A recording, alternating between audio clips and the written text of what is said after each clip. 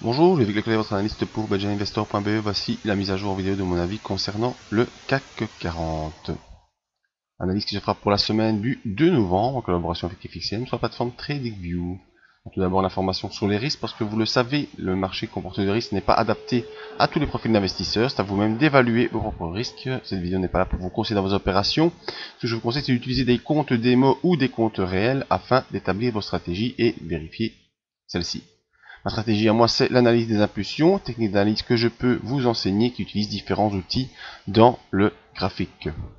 Alors, sur notre plateforme TradingView, voici l'évolution du CAC 40, où je vous ai bien sûr laissé notre fourchette de Andrews, qui nous sert de guide déjà depuis un petit moment. La semaine dernière, nous étions restés en étant venus au contact des 4924, zone qui avait été désignée comme objectif. Et cette semaine-ci, eh bien, on a plutôt consolidé, enfin latéralisé en dessous de cette zone de résistance des 4924. Vous voyez, on est venu se poser gentiment sur la M7 et on a pris appui dessus jeudi, vendredi, et on reste en dessous des 4924 points qui serait un objectif à dépasser.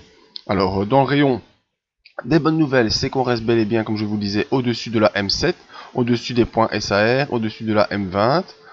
Au niveau de nos indicateurs, on a un MACD qui est toujours au-dessus de son signal et bel et bien au-dessus de 0, donc qui pourrait nous permettre de poursuivre.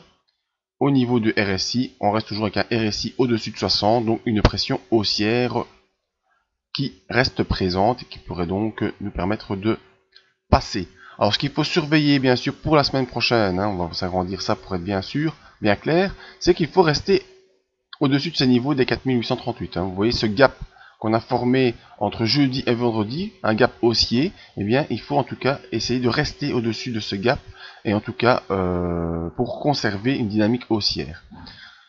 Le plus important, enfin c'est pas le plus important, mais l'idéal serait plutôt de rester au-dessus de la M7 et d'aller franchir les 4924 dès lundi ou mardi, en tout cas début de semaine prochaine. Il faudrait franchir cette zone des 4924 qui a été le point d'arrêt de notre poursuite haussière de vendredi dernier.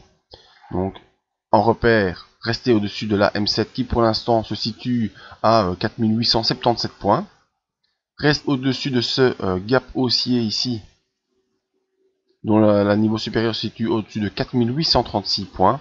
Et l'idéal, bien sûr, est de franchir les 4924 points afin de pouvoir poursuivre et se diriger vers les 5200 points. J'attire votre attention sur la zone des 5000 qui sera une zone psychologiquement à franchir. Au niveau psychologique, c'est important, les 5000 points. Et repasser au-dessus de cette médiane de Andrews pour venir s'inscrire dans une évolution de fourchette entre la médiane et la moitié supérieure. Comme on a connu ici, on était entre la médiane et la moitié inférieure. On a évolué dedans de manière haussière. Il faudrait pouvoir basculer au-dessus de cette médiane, s'y accrocher et évoluer dans la moitié supérieure afin de rejoindre les 5200 points sans avoir une accélération haussière trop forte. Donc voilà, mon avis sur le CAC 40 pour la semaine prochaine. Passer les 4924 en conservant la M7 qui pour l'instant se situe vers les 4877 points.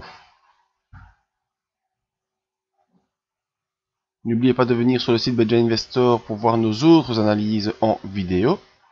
Si vous voulez ne rien rater, que ce soit de nos lives ou de nos analyses, vous inscrire à la mailing list.